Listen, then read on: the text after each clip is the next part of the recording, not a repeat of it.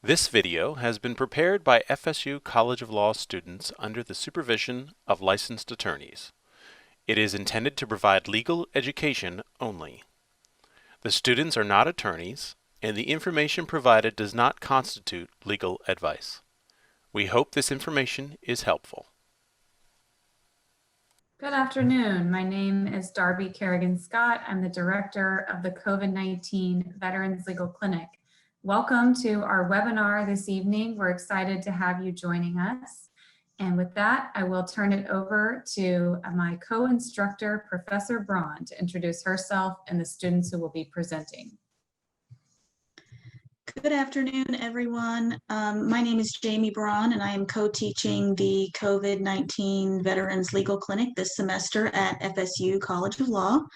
And I'm going to turn it over to two of our students now who are going to talk a little bit about debt collection and consumer issues that have come about during the pandemic. So we're doing our presentation on dealing with various debt collections. My name is Austin Gassioric, and then my partner is Jordan Wong. I'm a current third-year student at FSU Law. I'll be graduating next May, and I'm applying for the Navy Judge Advocate General Program right now, and hopefully I'll be selected to become a lawyer for them once I graduate. I'm most interested in environmental and land use issues, as well as landlord and tenant disputes, and finally, admiralty law. I'm also a third-year law student here at FSU Law. I will be graduating in May as well, and I plan to practice civil litigation after graduation. I'm most interested right now in employment and personal injury law, but I also hope to work in the public sector at some point too, possibly doing civil rights issues. So for our roadmap, we'll be discussing unfair debt collection practices, give an overview of how to approach a collections issue. We'll talk about VA-specific debt relief, auto repossession, student loan debt, and payday loans. For unfair debt collection practices, there are a couple rights that you should know. Debt collectors legally cannot be unfair, abusive, or deceptive. They also cannot contact you between 9 p.m. to 8 a.m. Debt collectors are not allowed to contact anyone but you and your spouse about your debt. They must not lie, harass, or threaten to take your property or impose interest or fees unless the agreement allows for such. And this is not an exhaustive list, but if you suspect debt collector is participating in something that is illegal or might be, please don't hesitate to contact us. If you're behind on payments, the number one and most important thing you should do is speak with your lender. They may have options for you, and this is something you don't want to postpone. Your lender will most likely require a form and a letter explaining what your situation is. And this is where we might be able to help you if you are seeking assistance. If you're still having trouble with collections or your lender is not willing or able to help you, please contact us. For VA-specific debt relief, the VA has suspended all VA debts under the jurisdiction of the Treasury Department for the remainder of the year. You have the option to either suspend collections or extend the period for collections. If someone contacts you to collect a VA debt before the suspension ends, please contact us. For benefit-related debts, you can call the number below, which is the VA Debt Management Center's number, and it's 1-800-827-0648. Or for healthcare debts, you can call the Health Resource Center, and their number is 1-866-400-1238. So something else that is also very important to know is that debt collectors can't take certain government benefits. That is including VA benefits. They cannot take VA benefits directly out of your bank account or prepaid card. So how the process works basically is after a debt collector sues you for a debt and wins a judgment, it can get a court order for your bank or credit union to turn over money from your account or prepaid card. That is specifically called a garnishment. But the U.S. Department of State requires banks to automatically protect certain federal benefits from being frozen or garnished if they are directly deposited, including VA benefits. Specifically, the rule states that your bank or credit union must automatically protect 2 months worth of benefits. And so basically how that works is if you, let's say, get $1,000 in VA benefits each month, and so your bank account looks like this after 2 months of getting benefits, you have $3,000 in your bank account, then basically the 2 payments of $1,000 that you got from VA benefits will be protected. So only that extra 1,000 can be taken via garnishment. Other benefits that you may also qualify that are covered by this rule include Social Security, supplemental security income, federal railroad retirement, unemployment and sickness, the civil service retirement system, and federal employee retirement system. There are certain exceptions to the rule. So if you have any government debt, which can include maybe child support or spousal support, those aren't protected by this rule. So your money can still be garnished directly out of your bank account. And if you receive paper checks instead of direct deposit or having it on a prepaid card, so that may be something you want to look into if you do receive paper checks, because the rule only protects you if you do direct deposit or if you get it on a prepaid card. So just some steps: if your bank account is garnished or frozen, you must be sent a notice from a debt collector, and that notice will identify the court procedures, which is very important. And it's important to notify the judge if you do receive any of those benefits that I've listed, that I've talked about above.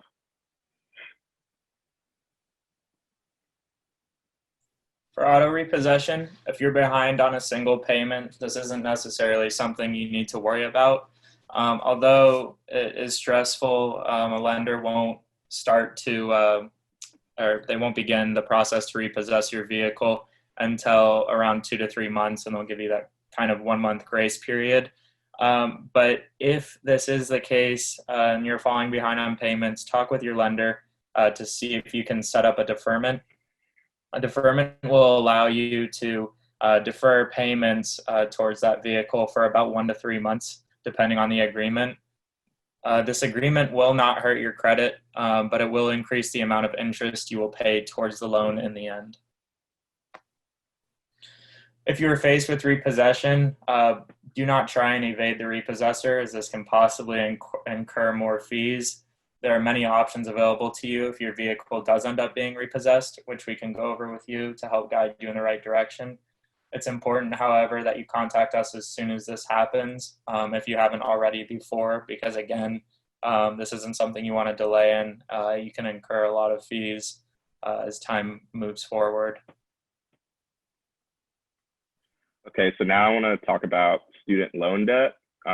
So right now, the CARES Act has suspended all principal and interest payments on all federally held student loans through September 30th, 2020. And then an executive order was passed by the president that directed the Department of Education to extend that suspension through December 31st, 2020.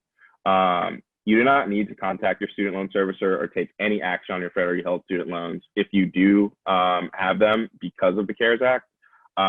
Suspended payments through December 31st, 2020 will count towards any student loan forgiveness program as long as other requirements of the loan forgiveness program are met. So basically that means that, you know, those payments it'll still show up as if you're making payments if you are part of a loan forgiveness program. Now, one thing that is important to know is that you can still make payments. In fact, it's even recommended by a lot of sites. Is that if you are financially able to make payments, any payments you make will be added directly to principal. This will make it easier to pay off your loans.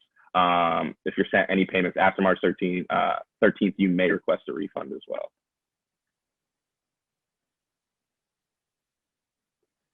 Okay, now, if your student loans are already in default, there is also no additional action that you need to take if you do have federally owned loans. So if you missed the payment through December 31st, 2020, due to the pandemic, it won't be considered a missed payment against any of your rehabilitation, if you're currently on a forgiveness program or anything like that. If you're working specifically towards the public service loan forgiveness, the PSLF, only direct loans are eligible for PSLF, although those payments are suspended.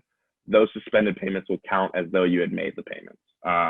Now, if you have any other types of loans other than direct loans, you can maybe try and consolidate them, and you are allowed to consolidate most, if not all, of those loans into a direct consolidation loans. So it is eligible under the rule, and so and so those you don't have to make payments as well. Okay, now if you do have commercial lenders, this is important because some loans, such as the Federal Family Education Loan, are owned by commercial lenders, and some Perkins loans are held by the institution or school you attended. So basically, if you have these type of loans, it really depends on the lender. They may have suspended payments. I know some have. If you have either of these loan services, the first thing you should do is contact your loan servicer for more information, because a lot of other loan providers, even if it doesn't fall under the CARES Act, have still suspended loans for a certain time. So it's very important to contact your lender. Same thing applies for private student loans. Many private lenders have already implemented forbearances that allow borrowers to postpone monthly payments, some up to 90 days. Some private lenders are waiving late fees and will not file negative reports to consumer reporting agencies. And some are just offering their own reduced payment options.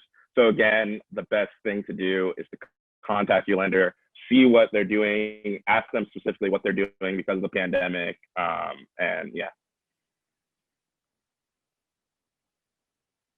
Okay, and then I also want to talk about payday loans. So payday loan is a loan made for a short time, sometimes only 2 weeks. And basically how it works, if you want to borrow, let's say $500, and the fee is $75, you give the lender a check for $575. Once you do that, the lender will give you $500 in cash, and he will keep your check. When it's time to repay your lender, often in 2 weeks, you pay him $575, and the lender gives you back your check. So basically, the bottom line is you paid $75 to borrow $500 for 2 weeks. And this is important just to mention because this is some people during the pandemic, this is a way to get quick money, and people are using these payday loans because they're short on cash. So I just wanted to mention that as well. Now, I also want to mention the dangers of payday loans. Since this is a quick way to get money and a lot of people are taking advantage of it because of the pandemic, there are still some things that you need to be wary of.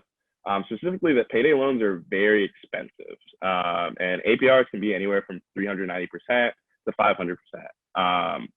So you have to keep that in mind if you are attempting to get a payday loan.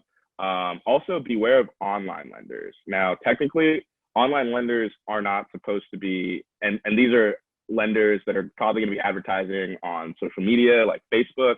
Now, they're not supposed to be advertising their services online, but some still will, and you may see them online advertising payday loans. But those can be very expensive and have very high interest rates. So if you are looking into a payday loan, I wouldn't recommend doing online loans. When you get a payday loan, it's important because they have to tell you the APR and dollar amount for the cost of a loan, and that's very important to know because they can be very expensive.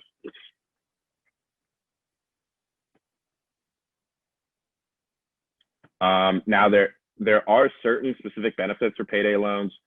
If you are in the military, the law protects you and your dependents. The law limits the APR on many types of credit, including payday loans, car title loans, and personal loans and credit cards to 36%.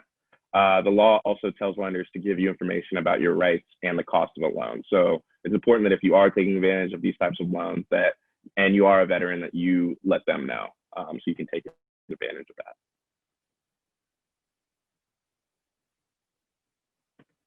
All right, thank you. Our contact information is right here. We also have the phone number for the COVID-19 Veterans Law Clinic and the Public Interest Law Center. And at this time, we can field any questions that you'd like us to answer.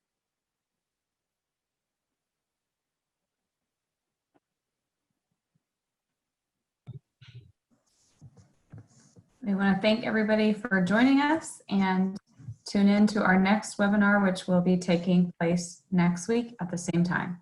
Thank you. Bye-bye. The Public Interest Law Center provides limited legal services, but if you would like to have your legal issue considered, please email us at pilc@law.fsu.edu.